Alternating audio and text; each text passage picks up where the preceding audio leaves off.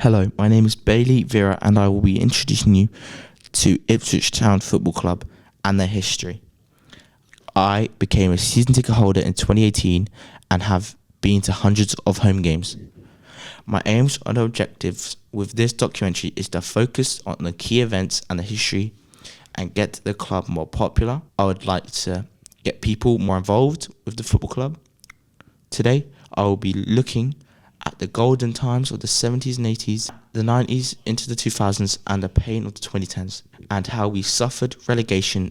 In the 70s, Ipswich were one of the biggest teams in the UK, which was amazing at the time because how small the town's population was. In those times, Bobby Robson was at his peak of his career and is one of the most established managers to grace football. And he went on to win a trophy at every club he managed apart from Newcastle. But however, he survived them from relegation, which seemed impossible at the time. I am now going to look at the FA Cup final in 1978, where Ipswich played Arsenal at Wembley in front of 100,000 people. This is one of the most important games in the club's history because it properly put Ipswich on the map. Arsenal were heavy favourites coming into the game, and they were running the game until the second half, and Ipswich started to come back into the game. Gradually took over the game. Paul Mariner hit the bar shortly before Roger Osborne scored the winning goal in the 77th minute. Oh, he's gone past Nelson. Across the face of the goal. That's got to be it. And it is it.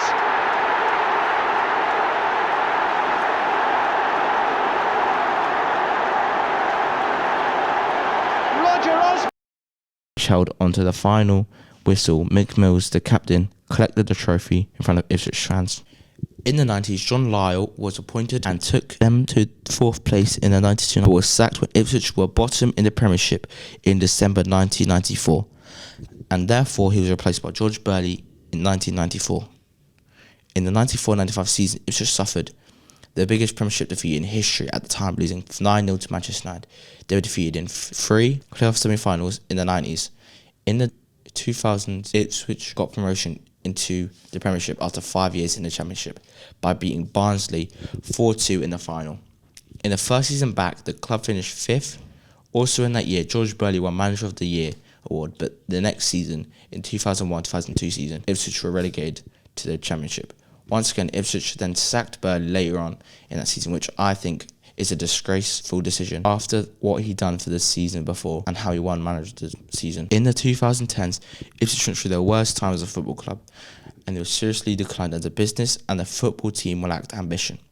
In this decade, I started to seriously get involved with the football club and loved going to Portman Road.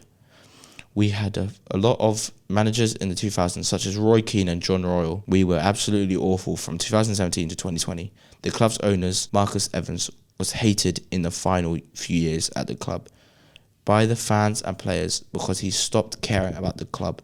We then suffered relegation in 2019, and that's the first time the club finished outside the top 2 divisions for season. In the last 2 seasons of the club, we have been taken over by the US pension company, US Investment Group, Game Changer 20 Limited, and they then appointed Kieran McKenna as manager in the end of the second season.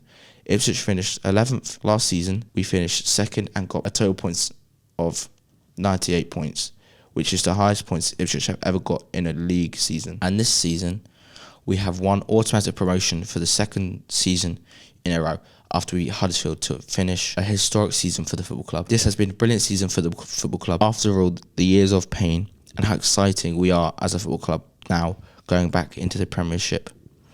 And we will face the likes of Man City, Arsenal, Newcastle again. The way we have been playing has been very exciting and very interesting on how we are going to play in the Premier League.